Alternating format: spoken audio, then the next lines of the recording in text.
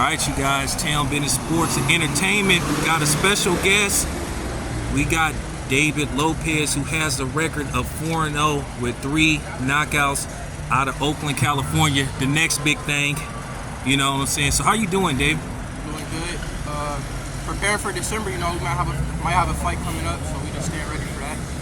Do you have any idea who you're gonna be fighting or who you looking at? As of right now, we don't know who we fighting. We're still waiting for an opponent to be found, so until then, we just staying sharp. I wanted to ask you something. You were originally signed by Floyd Mayweather. Could you break that down? How did Floyd Mayweather discover you, and how did you become aligned with Mayweather Promotions? Okay, yeah. So basically, when I was 16, I got a call to spar with their gatekeeper, Kevin Johnson. Gatekeeper Kevin Johnson is a great fighter. If you know him, you know. Leonard Ellerby was there. He came and saw me spar. We did 6 rounds, I believe. He was impressed with what he saw, and I got signed. So we had to get through the gatekeeper to get signed. Okay. So what happened? Are you currently with Mayweather Promotions, or are you just doing your own thing? As of right now, I'm signed with Lou DeBella. Shout out to my guy Lou. With Mayweather, we had a 3-year contract. We had a deal, I think, to get 3 to 4 fights each year, and in the first year they was only able to give me 1 fight. So me and my dad, we decided to ask for a release, so we could stay active. And right now we're with Lou. He's doing that for us. We had 3 fights this year so far, and we look to finish out on a bang in December. So you from Oakland, California? Yes, sir. Born and raised.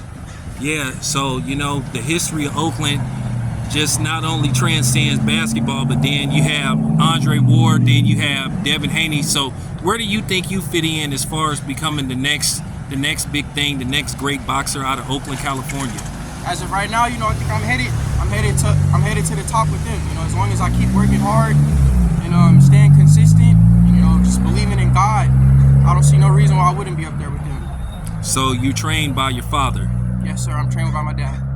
Yeah. So I wanted to ask you, so when did you realize that you wanted to get into the family business? Your dad was a fighter, and then, now you're a fighter. So when did you just realize, hey, you know what, I want to follow the footsteps of my dad and I want to do the boxing thing? When did you realize, like what age you just said, you know what, I'm ready to get this done. I'm ready to do this shit. I started at age 5. My dad kind of just brought me to the gym with him because he opened a gym. That was kind of like my babysitting spot. But I started taking it serious when I turned 7. That's when I started sparring with my cousin, and I got to see what I was capable of. I was like, I'm in here, I'm doing good, holding my own. I had my first fight in Vacaville. I had dropped the kid, and then I had the crowd rooting for me. All my family was proud. I felt very accomplished. So after my first fight, really, I would say that's when I was like, this is something I want to do. Hey, David, how many amateur fights did you have before you became pro? 38. My record was 34-4. My last amateur fight, I was 12 years old. Took a 2-year break, came back, and then my dad had me sparring with all the professionals he had. So I was in there with Aaron, Kareem Mayfield, Stan Martinuke, and a couple other great fighters. So that was how we made up for our amateur background from when I first came back. Have you ever sparred with any of the more popular fighters? That's the guys. Ryan Garcia. I sparred with Ryan Garcia. It was some great work. We did 4 rounds. I think if we spar now, it'd be a little different. I'm stronger, got a little more experience, but it was good work. Hey, David, I wanted to ask you something because I just seen you put in that work. Is that random where you just have to, every day, or when you start sparring, you have to go at least 8 rounds? What's the minimum or maximum for sparring? Well, the minimum at least 4, because I'm fighting 4-round fights right now. But I pretty much do whatever my dad throw at me. Some days we want to do 12, we're gonna do 12. We want to do 8, we're gonna do 8. So today was one of them days where it was a lot of work. We had a load of guys coming in there fresh trying to take my head off. It's good work. I do my best to just stay composed and just look good and get through it and while being sharp. So it's good work. What do you think is your best attributes? What you think is your best attributes as far as your talent go? I would say my feet. I'm quick on my feet. A lot of fighters, they got power, they got speed, but if you don't got quick feet to get to the guy, then it's gonna be hard for you. So I say I got good feet. I got a good jab. I've been working on my jab. I'm trying to get that sharper.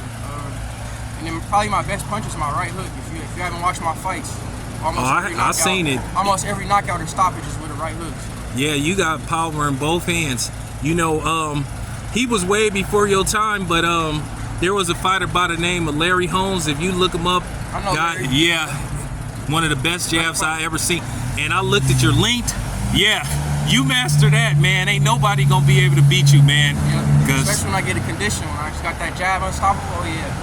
So you're 6'1" and you fight at like 140? 140, super lightweight, yeah. Okay, so that mean you looking at everybody from from Taylor to Tiafimo. Or when you see them guys fight, you just be like, do you study those guys and just be like, yeah, if that's the best caliber of fighters right now, then yeah, that's what I want to study. I want to get familiar with that because I'm gonna be up there soon with them. So I want to be ready for that.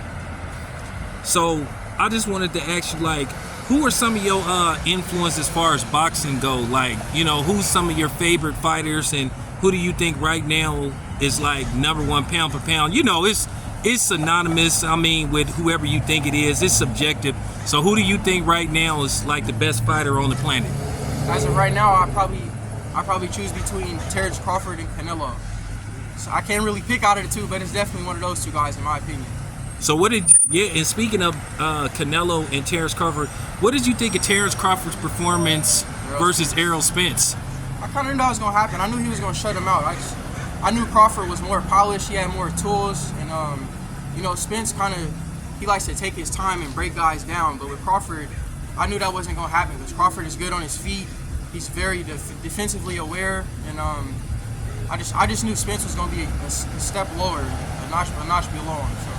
Yeah, I kind of figured that would happen. Well, let me ask you something. Do you see a rematch being any different? No, I don't even think a rematch is necessary. I see the same thing happening. It might be worse. I think, you know, they should just take the loss and move on. So what did you think of Canelo versus Charlo? Did you get a chance to look at that fight? Yeah. I think Charlo was just in there trying to survive, really. I think if they put out a little more, he could have put up a better fight, but I didn't see Charlo beating Canelo to begin with. All right, one last question. They got a fight coming up. Two last questions. Devin Haney versus Regis Prograis, and then David Benavidez versus Demetrius Andrade. Just break down both fights and pick a winner, or who do you think may win? With Devin and Prograis, depending on what Prograis show up, I think Prograis could put up a good fight. He's a good power puncher. You know, Devin has been hurt, as we've seen, and so if he shows up and, you know, he's able to be quick on his feet and get inside, he could surprise Devin. But, like, I don't know, I think Devin feet too fast. Devin is a great boxer, so if Prograis isn't quick on his feet, it's gonna be a hard fight for him. Benavidez and Andrade? Yes. With that fight, I think Benavidez is gonna dominate him. You know, Andrade hasn't fought stiff competition in a while. I just think Benavidez he has too much volume for Andrade. Andrade's a rugged fighter. He's awkward, but I think Benavidez will figure it out. Okay. So I'm going to take Benavidez. Yeah. All right, so, David, tell all the fans how to get in contact with you and how to reach you. All my social media platforms are Dynamite Lopez _ DYNAMITE, and then Lopez, LOPEZ with an underscore at the end. That's my Twitter, Facebook, Instagram, TikTok, everything. All right, before you go, give a shout out to my channel. Tell everybody to watch Town Business Sports and Entertainment. Shout out to Town Business Sports and Entertainment. Thank y'all for coming out to watch me, and tune in December 9th.